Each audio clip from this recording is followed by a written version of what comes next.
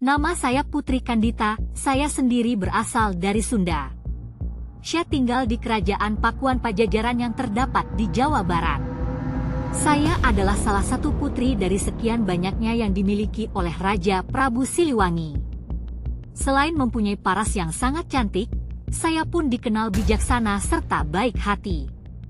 Maka dari itu, Prabu Siliwangi mempunyai keinginan jika saya dapat menjadi penerus tahta kerajaannya. Keinginan Raja Prabu Siliwangi itu langsung ditolak mentah-mentah oleh para selir dan anak-anaknya yang lain. Akibatnya, mereka pun mulai berkumpul dan merencanakan niat jahat untuk mengusir saya dan ibu saya yang juga permaisuri kerajaan. Agar rencana busuk tersebut berjalan mulus, maka mereka pun meminta bantuan pada seorang penyihir yang tinggal di sebuah desa terpencil. Penyihir tersebut terkenal mempunyai ilmu hitam yang dipercaya ampuh untuk menyingkirkan saya dan ibu saya.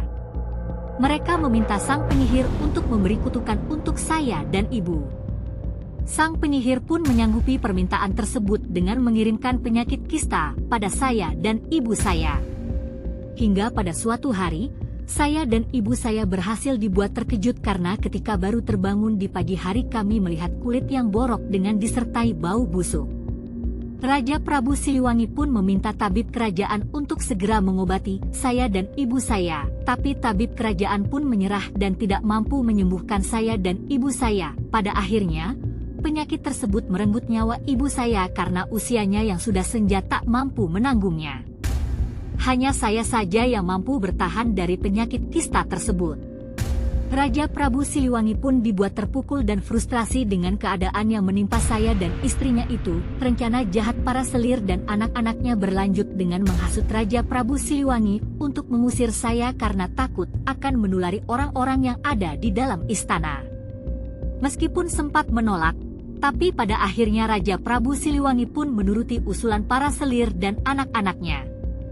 Saya yang secara tidak sengaja mendengar rencana Raja Prabu Siliwangi, langsung memutuskan untuk kabur dari istana dengan perasaan dendam dan sakit hati.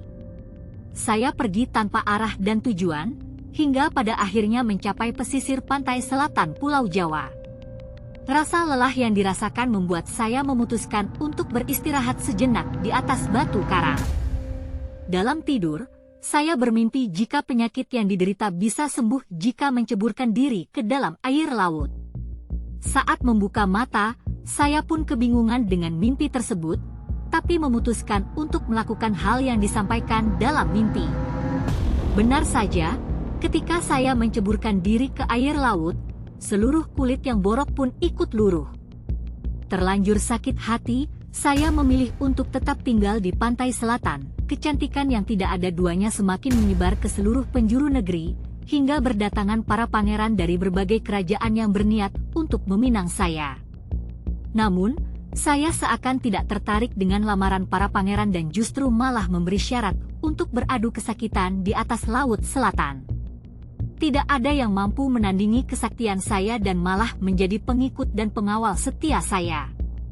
Semenjak saat itu, saya pun dikenal sebagai Ratu Penguasa Laut Selatan yang disebut dengan Nyi Roro. Itulah asal-usul cerita tentang diri saya sebagai Ratu Pantai Selatan, Nyi Roro Kidul.